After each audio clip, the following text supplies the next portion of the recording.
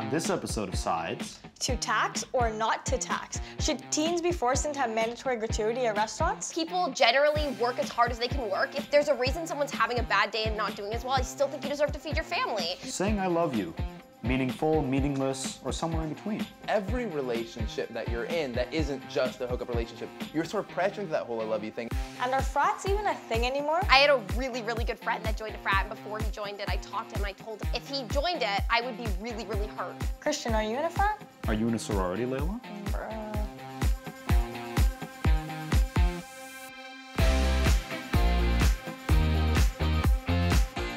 Hey y'all, how are you guys doing this week? We're doing Good. great. I'm Fantastic. excited. So we have lots of things to talk about. So today we're talking about teen taxes, issues impacting men, saying I love you, and the future of frats. But first, we're starting off with our okay, no ways. Our okays are the things we were super excited about this week, and our no ways is what we were not having.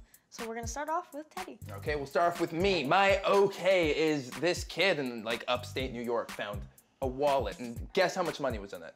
Just guess. Like $5. $1,700. This person, and the kid took that wallet and gave it to his dad and said, I think we should return it. So the dad used IDs, finds the person, turns out he was in hospital because he had just been mugged, dropped his wallet during it. Oh my God. He needed to pay his rent, dad gave it back to them. And I think it's okay because it's awesome that the dad got this wallet and it's so tempting, but he didn't give in to those temptations to set a good example for his son. And I think that's such an amazing Maybe mankind is good after all. Kid got $100 for it too. Says he's gonna buy a pair of soccer cleats with him. Oh, that's so sweet. There you go. My no way is just wow.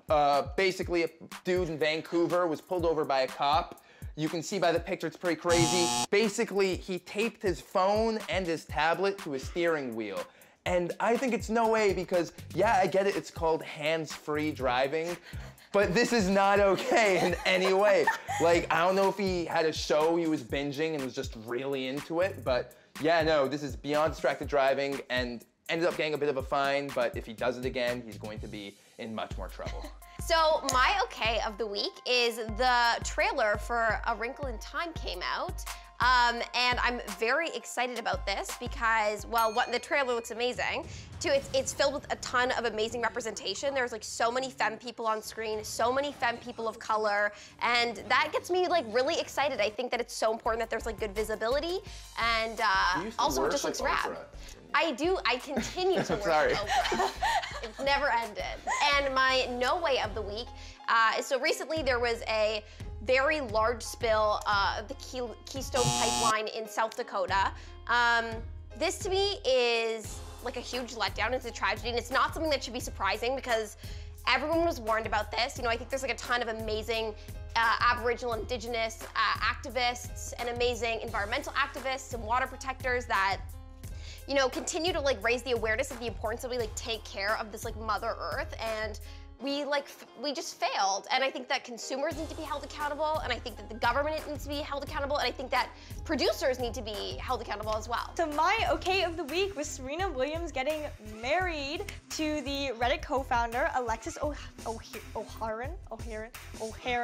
I'm so Ohanian. Thank you. I knew I was gonna mess that one up. But it was super rad because first of all, Serena looked absolutely beautiful in her gown, and she's such a strong and powerful woman. And I just love seeing rad women having really, really good times, and the wedding was awesome, and I was so amped about all of that. My no way of the week was Dolce & Gabbana releasing a $116 pasta. So it was like in partnership with an Italian pasta company, but the pasta's too expensive. Pasta should not be $116. Like, I just want to enjoy my carbs. Like, relax on those prices. I'm going to start off with talking about something that I haven't had a chance to enjoy yet. The musical Come From Away. It's basically about Operation Yellow Ribbon. A bunch of flights would have ridden to Canada on September 11th. Gander, Newfoundland is where the musical was set. It's a musical. Little community hosted a ton of passengers for a long time. Obviously a time of distress. It showed off our hospitality. They were really hospitable people. The story is really moving, and it's getting made into a movie. It's a great story, but my upside for this is because, you know, the more the Canadian brand gets promoted, hospitality, kindness, compassion, the better. I'm a proud Canadian today. It's a really good story.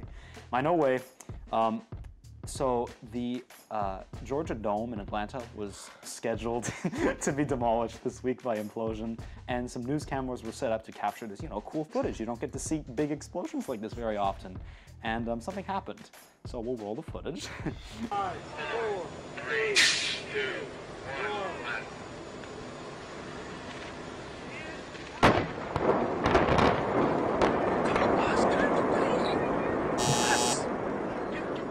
Get out of the way, Bus! Are you...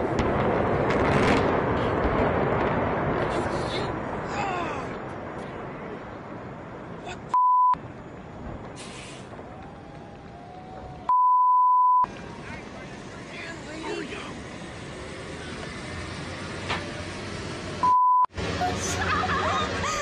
So thank you to the Weather Channel for the footage, and to the cameraman. I'm sorry, man. Like, I grieve. I know you got up early. Hopefully something good happens to you this week. For 3 hours for that footage. Poor guy. Oh, man. All right, are you guys ready to talk about the first thing of the week? Yeah, the first topic? Absolutely. Let's go. Let's see what it is. An American diner reportedly has a new teen special: bacon, eggs, and a mandatory tip.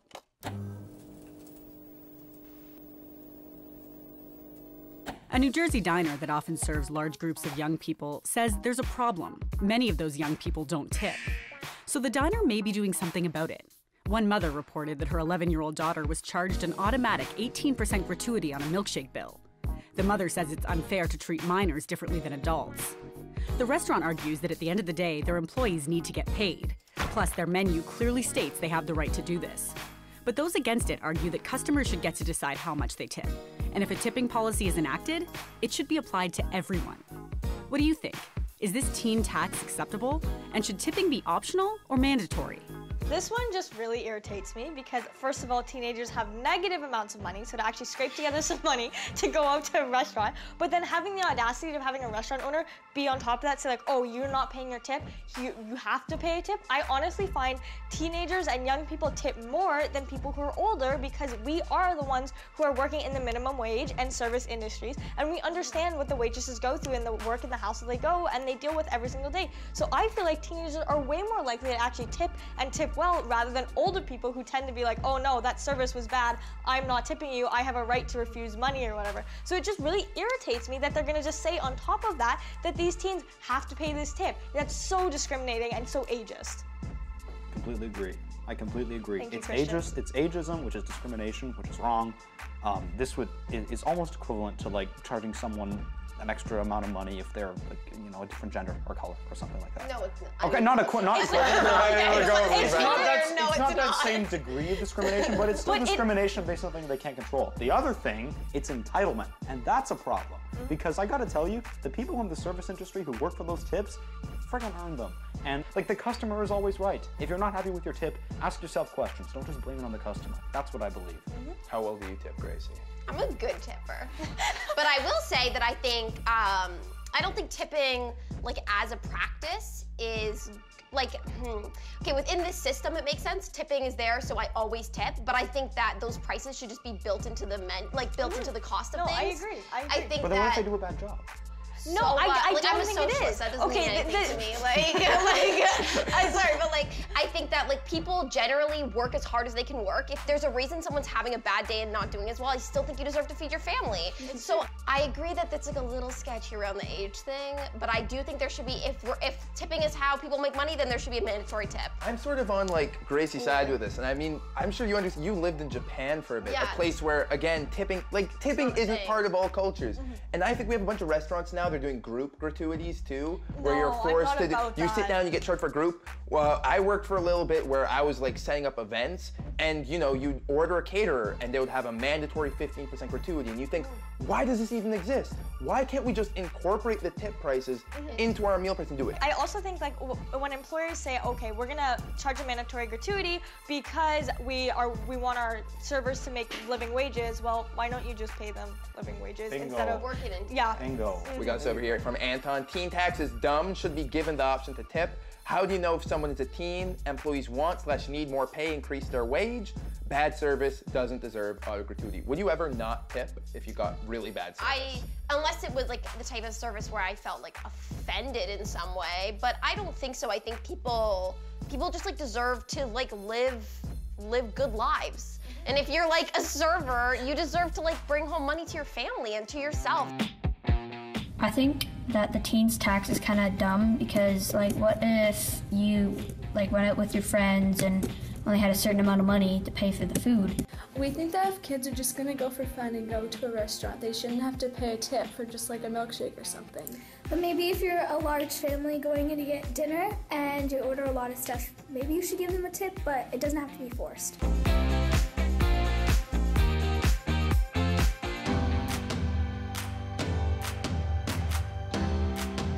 If you were 12 years old today reading the newspaper, what would inspire you to action? Oh man, there's so many issues in the newspaper. We got issues around climate, we have issues around poverty, refugees, homelessness in Canada. I still think that the single greatest issue that gets me fired up to change the world, it's the fact that so many kids around the world don't have a chance to go to school. 65 million children should be in school but are not receiving an education, and we need to change that because that will solve so many of the other issues around poverty, early childhood marriage, so many challenges facing our world. November 19th was International Men's Day, and not everyone was psyched about it.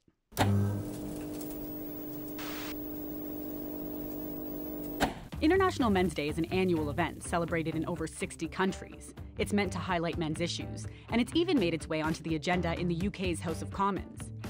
Some argue that a day celebrating men seems unnecessary, since they disproportionately hold positions of power, and their achievements are arguably celebrated every day. But others argue that it's a good opportunity to discuss important issues like fatherhood, masculinity, mental health, and suicide rates, since men are 3 times more likely to die by suicide than women. What do you think about International Men's Day? And what issues related to men do we need to talk about more? I can understand why a lot of people would make these comments about the fact that yes, every day is really International Men's Day and, you know, men do hold a position of power in this world. However, I do believe there are male-specific issues that we must consider, mostly because it doesn't matter who you are, there are going to be men in your life. There are going to be, if not your father or your brothers or your friends, there are going to be men in your life who are suffering from male-specific issues that would affect you too as someone who cares about them. Things like prostate cancer, things like the high suicide rates we're seeing now, things like what it means to feel like you have to be masculine in today's society. And I think if you care about International Women's Day and you see all the gender-specific issues over there, you should also be able to appreciate the fact that in order to have a more egalitarian world, we need to also consider this day. Gracie, I would actually love to hear what you have to say on this. Everyone's just got... No, because I feel like you and I are gonna have very similar opinions. I think she's gonna be on my side on this. I think that the day exists now, so let's use it productively. I think, okay, so now there's an International Men's Day, let's use it as an opportunity to talk about toxic masculinity, let's use it as an opportunity to talk about things like mental health and men's health and these things. Would I have brought it to fruition myself? I don't think necessarily, you know, as somebody who has experienced a lot of like sexual violence in my life, and as somebody who has, men haven't necessarily treated me great. I don't know that I think that, like, you know, I think it was Michael from the show that tweeted out that said, you know. Read it out for real? Do you have it? I absolutely Bring it on. You actually have Michael's tweet? Let's hear it. Our boy Michael says, anyone who thinks that we don't need International Men's Day is a part of the problem. Why the same issues keep reoccurring? Yes, every day is a man's day, but let's really talk about how toxic being a man really is. But do you think that's how, I don't know that I necessarily think that's how the day, I don't know that that's necessarily how it's being used. If it is being used that way, then great. First of all, we've neglected to mention one thing, is that you have to have 2 days, because what about people going from one gender to the other, or on some spectrum of gender, transgender man? We got to think about that. Number 2, I just learned. When you say that having 2 days is creating just like more of a binary, like what? No, like, I think the whole thing of having a day for femme people. As long as issues exist, having a day is good. I just learned this International Men's Day that suicide rates for men are up to 3 times as high as they are for women. That, like, and just because that I think that suicide rates for men need to come down doesn't mean that I don't think they need to come down for women. My point is this: if you support International Men's Day, you should not feel guilty, and that it does not mean that you support International Women's Day any less. I feel like, as a woman, I feel like men have been entitled to so much power over the last couple thousand years that I appreciate the fact that there are issues that are specifically, you know, for men, and that you guys do have to deal with. And I agree that mental health is something that should be dealt with by men for the whatever issues they have, and it's different for women. But what I do not think is okay is I do not think raising someone who is already on a raised platform even higher by giving them a day. I cannot. I can't agree with you. I don't think it raises them higher by giving them a day. I think it does. I don't think it does. Listen to me, Christian. Go ahead. For 1 second, okay? My thing is women have really regularly, and for the last couple thousand years, have been held down and have not had a voice and have not been able to go out there and speak their mind and do these kind of things. So we have a Women's Day for that. I don't think Men's Day will be used appropriately, and it will only be able to further this patriarchal argument. Personally, I'm all for International Men's Day, just because I think we have International Women's Day, but men don't really have a day to talk about issues that really affect them, like mental health, suicide rates. There's a lot of pressure for young men to be very masculine and create kind of a stereotype that might be harmful, because not every guy falls under the same category. International Men's Day is a great thing for everyone. It's a good thing for men in particular, but also for feminism and just overall everyone in the world. Helps bring to light situations, issues, concerns that men don't necessarily want to talk about.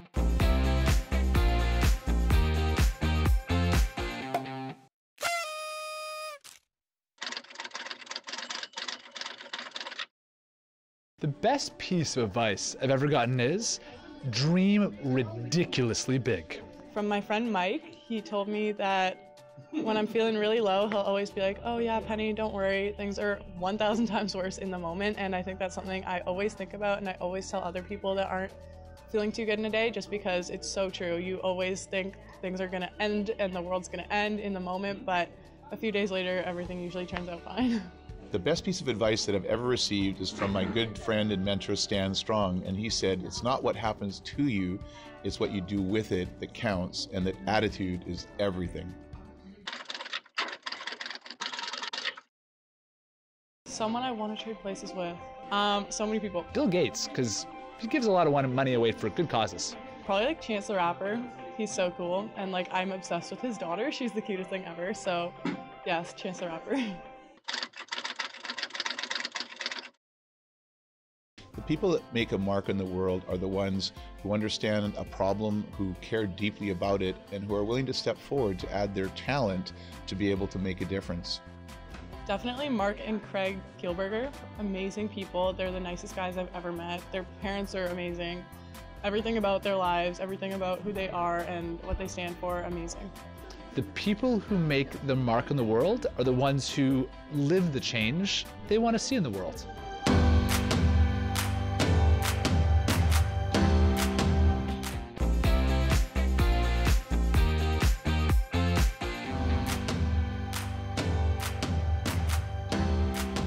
Since you're such an inspirational person, I wanted to ask you, who inspires you? Wow, you know, first of all, I've had so many role models in my life.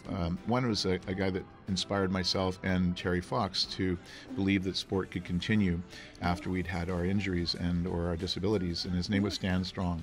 He survived a spinal cord injury when no one would survive back in the 1930s. Oh, wow. He spent 4 years in a hospital. There were no rehab centers, and yet he kept such a positive attitude, and he would not yield to disability. He saw ability, and he kept seeing love and beauty in spite of his challenges, and he wanted to make a difference as he went forward. And so he inspired Terry and I to not only play sports, but then to be like him and do what we could to make a difference.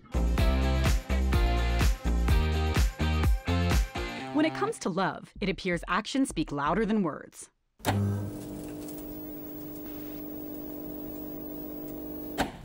Research published in the Journal of Social and Personal Relationships shows that saying "I love you" to someone may not be the best way to show them you care.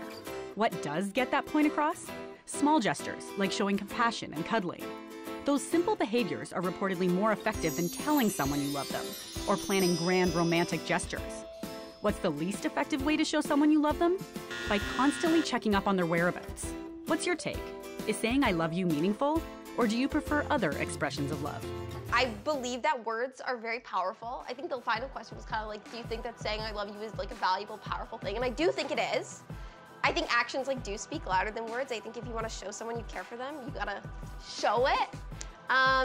Yeah, I think that I mean, I come from like a position of I'm not a super like romantic-y person, but I mean, I think seeing other people in love is beautiful. That's great. Yeah. Do you know where I found saying I love you to be really useful? And I wouldn't have thought of this at all, but like my friends pointed it out to me, not in a romantic sense at all. This being my first quarter away from home at university, it helps with your family. Because like inevitably I find that like as much as you miss them, they always miss you more than you miss them.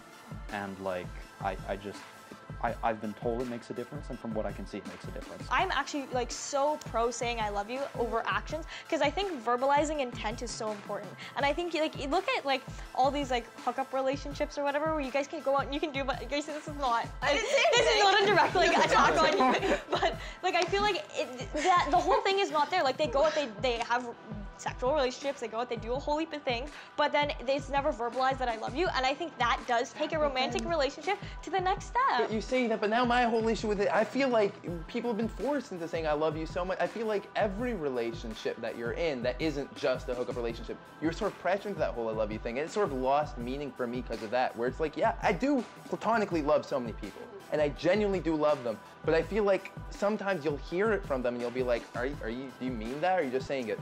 I'll give you like a quick story. When I had my first girlfriend, I refused to say I love you to her. We were like 14, and like she'd like regularly be like, I love you, and I'd purposely like not say I love you. One day she got really mad at me, and I told her like straight up, I said, listen, this is my first relationship. You're great and all, you're cool to chill with, I love making out, but I don't love you. We're not gonna fall in love. We're not gonna get married. We're not gonna do all this stuff. That's not my deal. Believe it or not, we broke up a little bit later. No way. But, Who would have thought? no, it's a serious thing for me, and I feel like so many people just like let it So slide. then if it's not words, how do people show you that they love you, Teddy? Just be there for you. Just be loyal. Just things like that. I got a person from Twitter. We'll see what they say. They say, saying I love you, it's from Ward. They tweet with my side.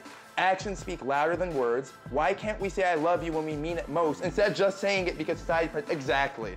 This is literally exactly... I love Ward. In my opinion, I think actions speak louder than words. Of course, saying I love you is meaningful, but it doesn't mean much unless you're able to prove it.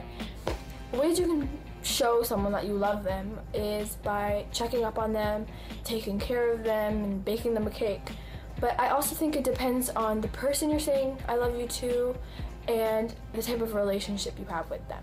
It's pretty easy to say I love you, especially since you can just text it. So don't tell me you love me, show me. Buy me a coffee or a cookie or take me to a Raptors game. Way more meaningful.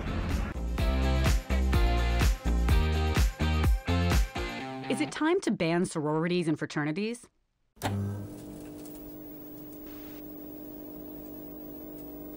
Ohio State University recently suspended most of its on-campus fraternities due to a high number of open investigations into hazing and alcohol. It's one of many schools trying to figure out what to do about Greek life and its culture of initiation and hazing. In 2017 alone, pledges have died at Texas State, Louisiana State, Florida State, and Penn State.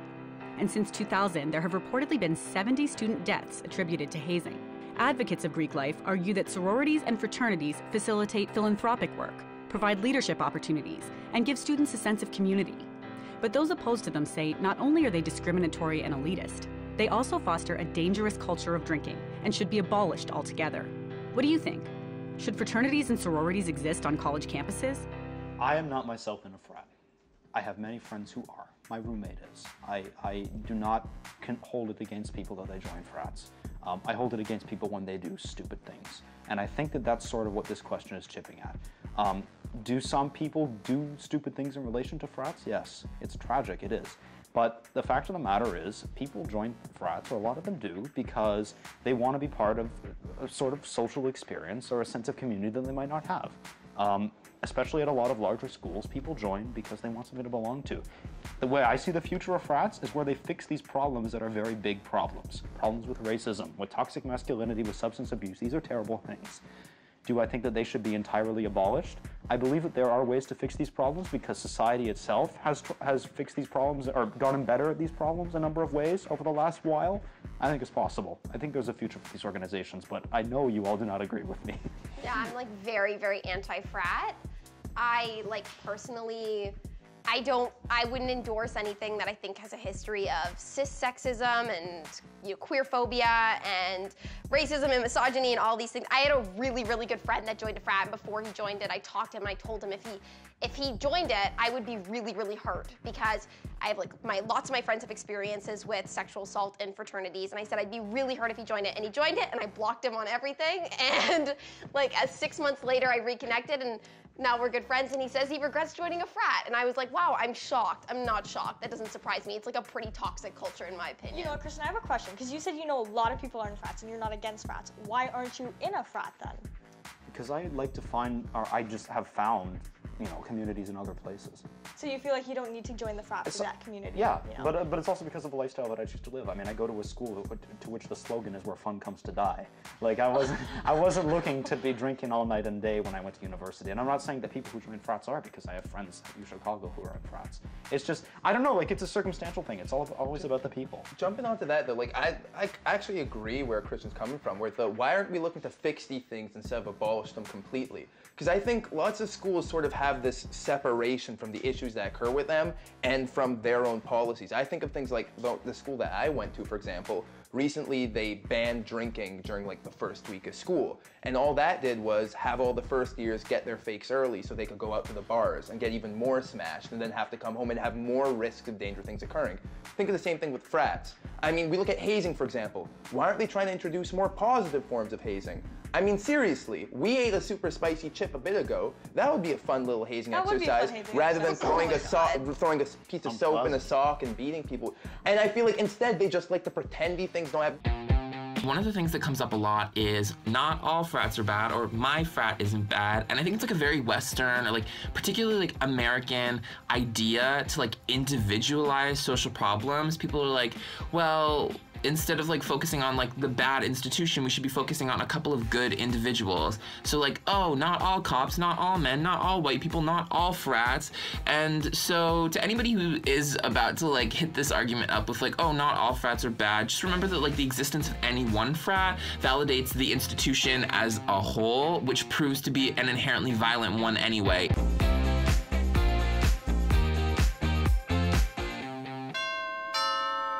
So Spencer West is here to join us. Hi, folks. How are you doing? Oh my gosh, good. How are you guys? We're good. How are you doing? Thank you for dropping by. Yeah, it's my pleasure. I can't believe I'm on the couch. One of the things reading about you, watching some of your videos that I admire the most is how forthcoming you are about your story. Yeah. Do you mind just telling me a bit about how you lost your legs? Yeah. I'm sorry if that language is rude. I tried to phrase it properly, but like... No, you're okay. Yeah. We joke when I hear that it was like as if they're like walking around the street somewhere, you know what I mean? I lost them and I'm looking for them. But no, you're totally fine, because I say that too. That's what I say. You know, I was born with legs but had a genetic disease that caused the muscles not to work, so as a kid they were removed so I could get around better. And that was really the story. And then my family, I were told I would never walk or be a functioning member of society, but we were like, we don't think that's true. One of the things you do is you do a YouTube channel, and I just wanted to know what it's like to be so candid on YouTube and how you can actually be so candid on YouTube. Yeah, you know, I'm a motivational speaker, so my job is to empower people to change the world, but there's so much more to us than that. Just like you guys are incredible hosts, but there's so much more to us than that, and I wanted to be able to paint a picture of outside of speaker, and also, you know, give a glimpse of how I navigate the world, because we still live in a world that isn't set up for folks with disabilities.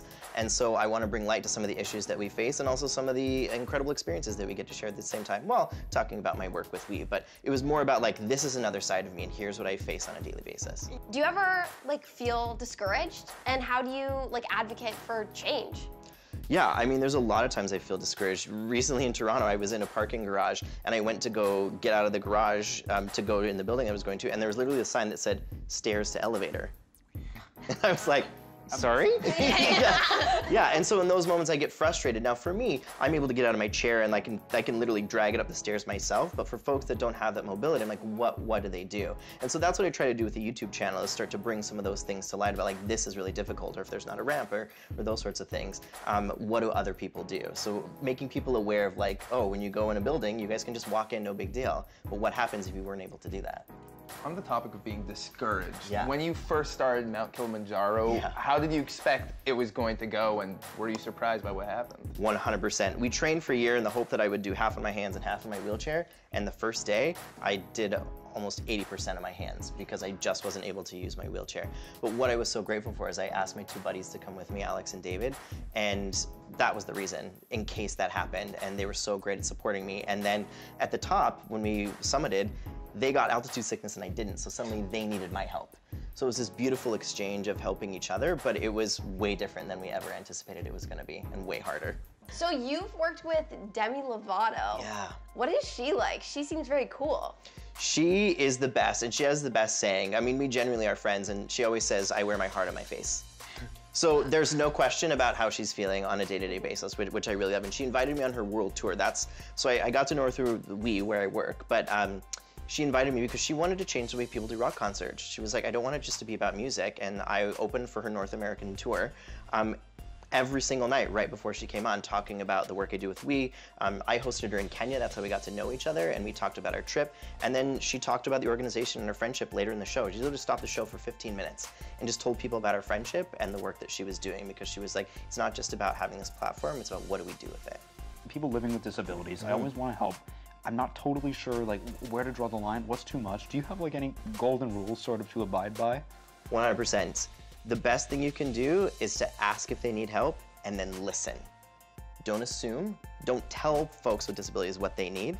Ask them. This happened to me recently. We did a YouTube video about it where I was getting out of my car and the guy was like, oh, do you need help? And I was like, no, I'm fine. He's like, no, let me help you. And I was like, no, honestly, man, like, I'm good. And he came over and he lifted my chair out of my car. Now, a lot of folks with disabilities, a crutch or a chair is an extension of your body.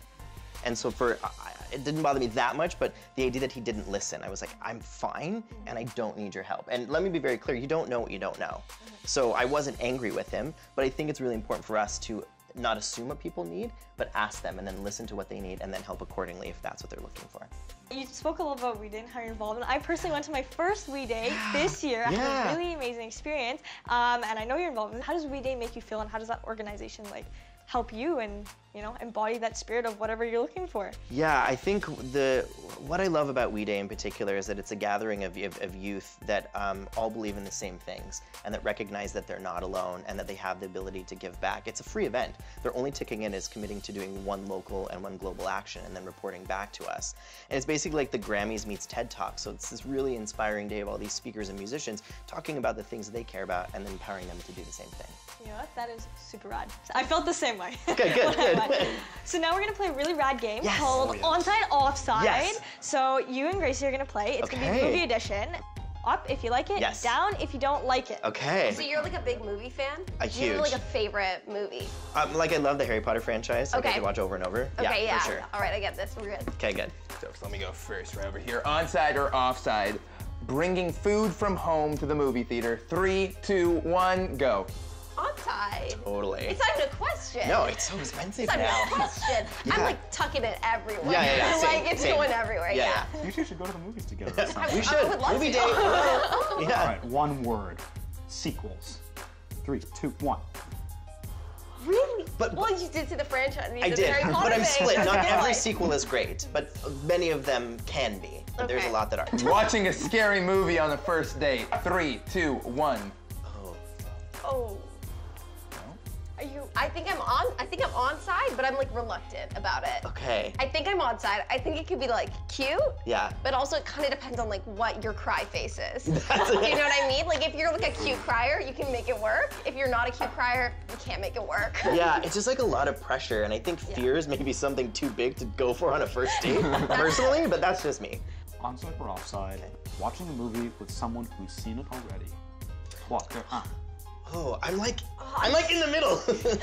I have like a friend that like every time we see a movie, they're like, I'm so excited, we're gonna watch this movie, and then halfway through the movie, I realize that they've seen it already. I don't want to go with someone who then's gonna be like, oh wait till this part. Oh my god, this is gonna be so amazing. Like, so that's why I'm like, I'm on the fence there. Yeah. I think I would be that person. Okay, you would. You know what I mean? Okay. I think I'd be that person. Yeah. I'm like too excitable. Yeah, fair enough. Yeah. Well, Spencer, I'd like to thank you so much for coming with us and having a really rad conversation. Yeah, thank you.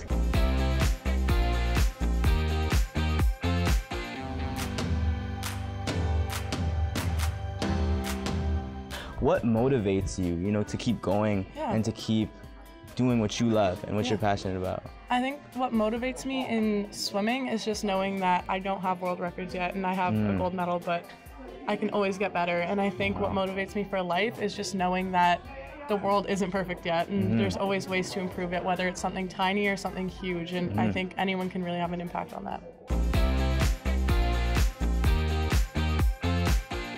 Okay, so it was a pretty heated debate tonight. I want to start with the topic that I was most interested in hearing from you guys, and it's about the Men's Day. So this came in from Jay at Sides, and he said the patriarchy is still very much alive and breeding new male figureheads all over. However, that doesn't change the fact that men are taught not to be human, but emotionless muscle machines who bring in money. Toxic masculinity is the fault of the patriarchy, but all are hurt by this. So he's arguing that men are just as hurt by patriarchy as females. What do you think, Gracie? I know you didn't get to say enough there. Yeah, I want to be clear that I think toxic masculinity is very real, and I don't think it only hurts women. I think it hurts men too. I think it hurts, femme people, all people. I think that there are other ways to approach the topic besides having like sort of a celebratory International Men's Day. Something that I think about people talking about like, oh, how it's being improperly used right now. I think it's important that if we're spraying this story that we shouldn't be trying to celebrate or do it, then all of the, what I'd call stable, more neutral, more understanding men will shift away from the holiday, and then it will just be emboldened and used by the more toxic ones, which is why I think it's important to take control Interesting of it. point. I'm going to move to the next one. Okay, I'm going to move to the next one. You know I can go on forever. I know you everything. can. Okay, so let's talk about saying I love you. So this came in from Luke, and he said you should show love through words and actions. Do both of them. It shows you really do love and care. I still feel like saying I love you is sometimes more accessible than the little acts. Like, like in your day-to-day, if you're running around, like even yesterday I was at my boyfriend's house and I ran out the door because I was late for work and he was saying I love you while he was running out the door and I shut the door in his face. Do you think it's easier to say I love you? I think it is. I honestly think it's easier, but I don't think that takes away from how important it is. Less meaningful no, then? I don't think it does. Because if you're just saying you love you and you're not backing it up, and that's lying, and of course that's not okay. Yeah. I completely agree with what Layla said. They have to go hand in hand. They complement each other. Okay, so let's end on this one, which was the fraternity conversation. So this came in from Ward, and he said, and this is using the hashtag #MySaid, he said, I love traditions so much, but when fraternities have traditions that get people hurt, let alone killed, I feel like it's really stupid. People shouldn't have to get hurt or killed just for the opportunity to fit in or have fun. Teddy, you're all for this, so I really want to pose this to you. That's why I said I think these issues are terrible, but that's why I also say, okay, you get rid of frats, there are organizations at schools which resemble frats, which aren't official frats. I mean, these things will just naturally begin to exist, which is why I think it's important to do stuff like get rid of the But I'm not hearing negative about people elements. getting killed outside of these organizations. Because the organizations exist at the moment. Okay, that's a good point. Let's wrap it there. Thank you guys. Great debate as always. Thanks.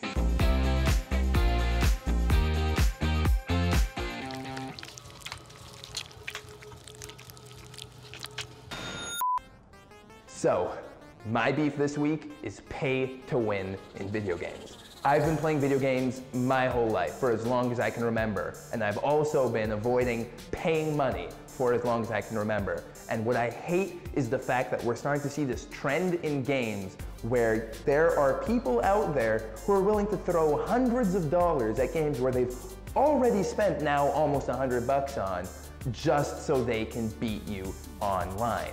And that sucks, because sometimes I only have 1 or 2 hours to play a game. I don't have time to grind for the in-game currency, which again can take hundreds of hours just to get the most basic of upgrades. And while I can't afford to do that, these other people can and ruin my gaming experience because I'm running around with like a little dagger and they're a freaking dragon breathing like gallons of nitroglycerin blowing up my entire game. This is absurd, okay? Please just go back to charging people hundreds of bucks for skins. At least I can just not buy those. Something that Gracie said off camera really resounded with me, and that is that Men's Day, in order for it to work, can't be a celebration. It has to be about awareness and issues. It can't be a holiday. It just has to be, you know, a thinking day. And I think that's really important because the fact of the matter is men have been in an advantageous position for a very long time into many, many things in many, many cultures. That puts women and the other genders at a disadvantage. But I will say one thing. I do not believe that anyone, anywhere, should feel shame in supporting Men's Day because it means that you support issues, that you're compassionate for men, and you support awareness and help for issues that affect them. You should not be ashamed about that. It means you're a good person, and it doesn't mean that you support anything else any less. So keep going, and happy Men's Day a couple days late. Convincing one person to marry me is going to be tough enough. Yeah. Okay, people. Okay. Let's be honest. In the air with my boyfriend sends me. Wow. Hello, Spencer. Were you really distraught?